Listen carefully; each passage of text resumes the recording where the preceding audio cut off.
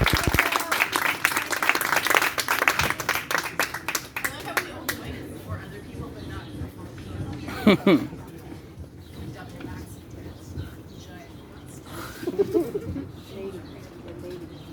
everybody.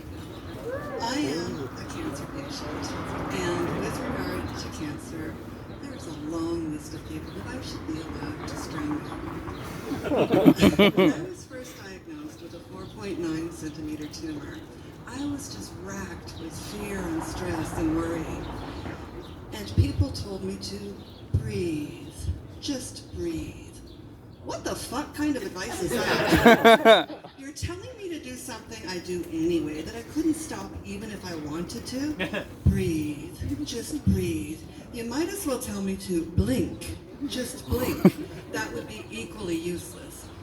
Might have been okay though if people had said fart, just fart. I definitely would have followed that advice. Another group of people who make me want to scream are people who say, at least. An empathetic person would never say, at least. So when I lost all my hair during chemo, a whole lot of people, not just one, a whole lot of people said, well, at least you have a nicely shaped skull. What the fuck does that mean? Like, how do we define that? What is the criteria for a nicely shaped skull? Is it the same for a man as it is for a woman? Is it just anybody's head is not too square and not too pointy? I don't know. And another thing that was said to me when I told my friend Heather, now my ex-friend Heather, that I was having a single mastectomy, she said, well, at least you still have your other boob. Oh my God. You're right. Why am I complaining? Sorry. And not too long after that, when I was getting reconstructive surgery, another ex-friend, Diana, she said, well, you should be happy. At least you're getting new boobs. I'm like, okay. She even brought me a Playboy magazine so that I could pick them out. So, yeah, silly me for being so ungrateful.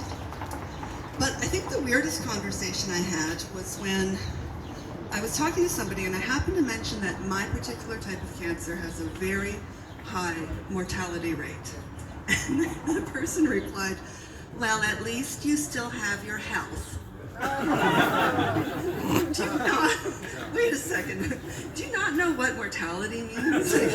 Were you listening? Or are you maybe confusing my medical condition with my zodiac sign? I don't know. Next up, I really fucking hate the whole cancer fight metaphor.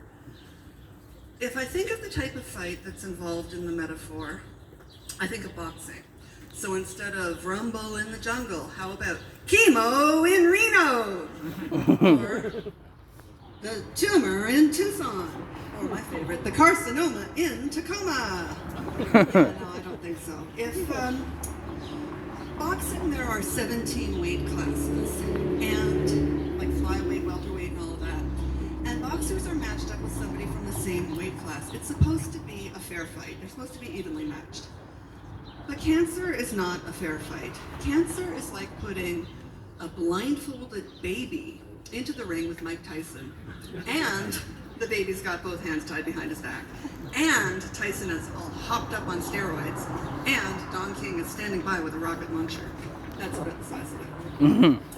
But that sort of leads us to other language that drives me crazy. The words brave and courage. Oh, she's so brave. Oh, he's so courageous. Just fuck off with that. Please just fuck off.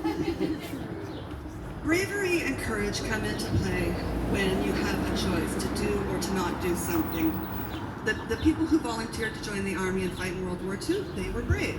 Showing up for cancer treatment is not brave, it's necessary. Consider the alternatives. And besides, what would you, like, could you imagine if somebody was saying, like, what, are you too much of a chicken shit to go to chemo? Come on, chicken? You're not going to go to chemo? Like, no. Or radiation? Go on, set your skin on fire. I dare you. I double dare you. Yeah, I don't think so. But some more problems with the whole fight and brave language in cancer. is what do we do when the patient dies? You know, somebody is going to lose, right? And do we turn around and say, well, oh, he didn't fight hard enough. Oh, she wasn't brave enough. Like, I don't think so. We're not supposed to blame the patient. The last bit of language that drives me crazy with cancer, and the last group of people that I want to strangle, are people who talk about the cancer journey. The cancer journey. And that's just fucking bullshit. A journey is something that you want to go on, something that you're excited about, like Machu Picchu or the pyramids, something like that.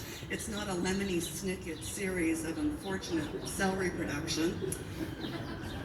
At best, cancer is like getting on a flight to Madrid that gets rerouted to Mazatlan and then gets hijacked and has to make a forced landing in Manila.